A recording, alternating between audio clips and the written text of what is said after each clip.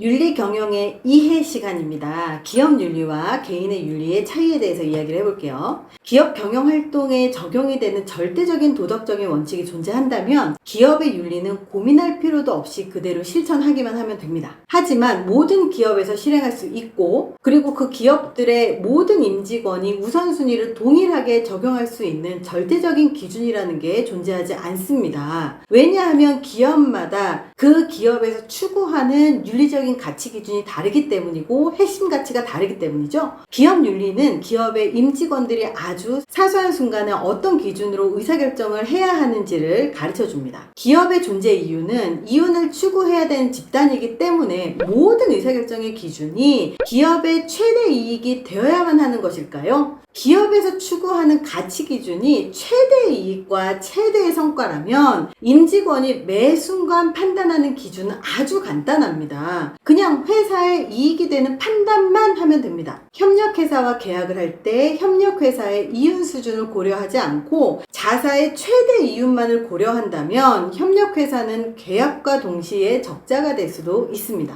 많은 기업에서 이런 계약을 유지하기도 하죠. 그렇다면 자사의 최대의 이익을 위해서 협력회사를 벼랑 끝에 내몰리게 만드는 것은 옳은 일인가 생각해 봐야 합니다. 기업 윤리는요, 임직원이 따라야 하는 아주 작고 사소한 순간의 의사결정 기준이기 때문입니다. 개인의 도덕적인 기준은 사람에 따라서 다르죠. 한 개인의 도덕적인 기준에 따라서 한 사람의 도덕성을 평가하고 도덕성의 수준을 인성이자 인격으로 평가받고 있습니다. 하지만 기업은 개인이 갖고 있는 도덕성의 수준의 의무로 의사결정을 맡길 수가 없어요. 왜냐하면 한 개인의 도덕성이라는 게 너무 천차만별이기 때문입니다. 그리고 이 도덕성을 키워주는 것 자체가 부모가 가장 중요한 기준임에도 불구하고 그것조차 천차만별이라서 개인의 도덕성, 개인의 수준만으로 그것을 모두 맡기면 안 된다는 거죠. 기업에서는 기업의 경영적 측면에서 도덕적인 기준을 설정을 해서 기업의 문화로 만들어야 됩니다. 한 사람이 자신의 개인적인 가치관 수준이 도덕, 모럴이라면 기업에서 임직원들이 지켜야 할 도덕적인 원칙과 기준이 윤리가 됩니다. 기업 윤리는 재무 이론이나 마케팅과 같이 임직원들이 계속해서 학습해 나가야 되는 경영의 대상입니다. 실제로 미국 MBA 스쿨의 약 90%는 기업 윤리를 수강 과목으로 개설하고 있습니다. 기업 윤리는 조직 내부에서 벌어지는 윤리적 딜레마의 해결과 효율적 관리를 강조한다는 점에서 기업과 사회의 관계를 다루는 사회적 책임 CSR과는 차별화됩니다. 결국 조직 내부에서 벌어지는 윤리적 딜레마를 얼마나 효율적이고 효과적으로 다루는지에 대해서 먼저 배워나가야 된다는 거죠. 직장에서 경험하는 윤리적인 딜레마는 한 개인의 수준과 팀의 수준 그리고 조직의 수준에 따라서 각기 다르게 경험하고 그리고 각기 다르게 경험한다는 얘기는 이 각기 수준에 따라서 딜레마가 충돌하기도 한다는 거예요. 그리고 조직을 경영하는 경영의 측면에서도 기업 윤리는 또 다른 측면으로 다뤄질 수 있다는 거죠. 즉, 한 사람의 기업 내에서 윤리 수준을 다룰 때 아주 이기적인 수준의 개인의 윤리냐, 팀 수준까지 판단할 수 있는 윤리 수준이냐, 조직 수준까지 판단할 수 있는 윤리 수준이냐에 따라서 그 사람의 윤리적인 기준과 척도가 달라지게 됩니다. 그래서 점점 더 큰 조직 그리고 더 큰 범위를 포용할수록 그 사람의 윤리적인 수준이 높아진다라고 얘기를 할 수가 있겠죠. 개인과 팀의 수준에서 윤리적 딜레마를 다루지만 윤리 경영을 조직의 측면에서 다루면 경영 활동과 관련된 임직원, 주주, 소비자, 경쟁자와의 관계에서 우리 회사만 이득인 게 아니라 임직원과 주주, 소비자, 경쟁자도 공정하게 이득을 얻을 수 있는 관계들을 중립적인 입장에서 다루려고 노력하는 게 결국은 이 사회적 가치 그리고 조직의 측면에서 이해관계자를 고려한 의사결정이라고 할 수가 있어요. 사회적인 책임은 경영활동과 직접 관련이 없는 사회 전반에 대한 기업의 책임을 강조합니다. 약간의 차이가 있지만 전통적으로 기업윤리를 강조해온 학자들은 사회적인 책임을 기업윤리 한 영역으로 간주하기도 합니다. 기업의 사회적인 책임으로부터 연구를 시작한 학자들은 기업윤리를 사회적인 책임의 한 분야라고 주장하기도 해요. 즉, 어디에서부터 연구가 시작됐느냐에 따라서 달라진다는 거죠. 결국 개인이 직장에서 경험하는 모든 상황에서 윤리적인 판단을 해야 되는 되는 순간순간이 오게 되는 거고, 그리고 그 딜레마를 해결하는 것이 윤리 경영에서 가장 중요한 측면이기도 합니다. 그리고 이 임직원이 순간순간 판단하고 의사결정을 하는 그 기준이 회사에서 윤리 경영을 하는 그 윤리 경영의 기준, 그리고 플러스 사회적인 책임과 같은 기준으로 같은 맥락에서 다뤄져서 같은 일관성을 갖고 판단해야 된다는 겁니다.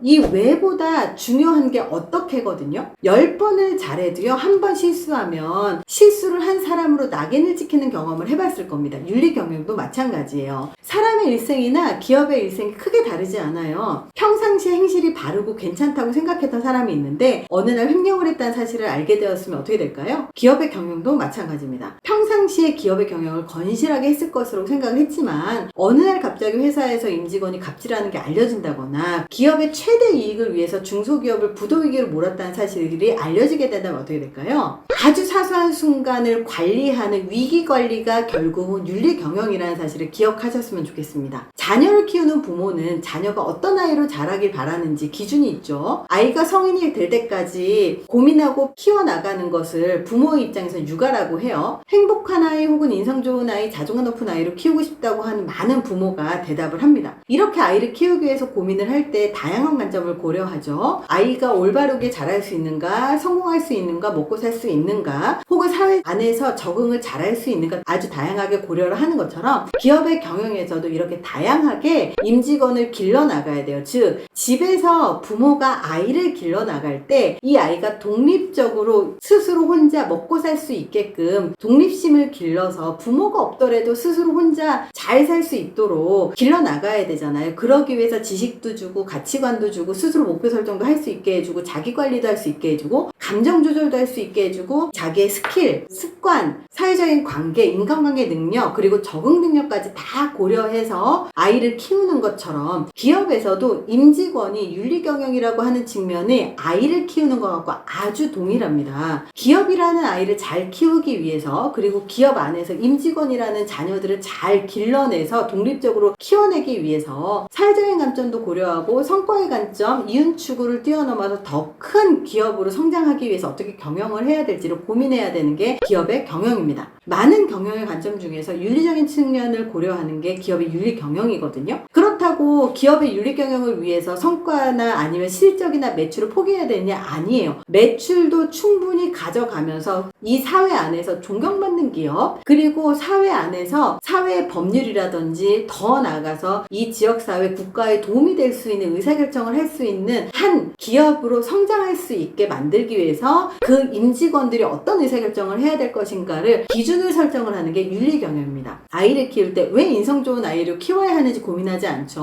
어떻게 키워야 인성 좋은 아이를 키울 수 있는지를 고민합니다. 기업에서도 윤리경영을 왜 해야 되는지에 대한 고민하는 것보다 어떻게 실행해야 될지가 더 중요하겠죠. 기업의 경영 측면에서 임직원의 윤리적인 의사결정이 기업의 성과로 연결될 가능성이 그 어느 때보다 높아지고 있습니다. 윤리경영을 위해서 기업의 구성원들이 일상생활에서 일어난 윤리적인 의사결정과 긴밀해지는 환경이 되고 있죠. 이럴 때 어떻게 직원들이 의사결정을 해야 되는가? 직원들이 의사결정할 수 있는 판단의 기준을 알려주는 게 결국은 윤리 강령, 행동 강령이 됩니다. 그래서 이 직원들이 어떤 의사결정을 해야 되는가에 대해서 기준을 명확하게 알려주면 알려줄수록 훨씬 더 직원들은 이 윤리 경영에 대해서 의사결정할 수 있는 판단 기준을 더 명확하게 세울 수가 있습니다. 결국 왜 기업 윤리인가 보다는 어떻게 기업 윤리를 실천함으로써 기업 경영을 잘할 수 있는가로 전환되어야 되거든요. 윤리 경영 그리고 도덕성 각각의 별도의 측면으로 우리가 고민하면 안 되고요. 개인의 도덕성에 맡겨서도 안 됩니다. 그래서 어떤 누구라도 임직원이라면 이런 상황에서 이런 결정을 내려야 한다라고 하는 각각 상황에서 기업에서 의사결정의 기준을 명확하게 제시해 줄 수 있는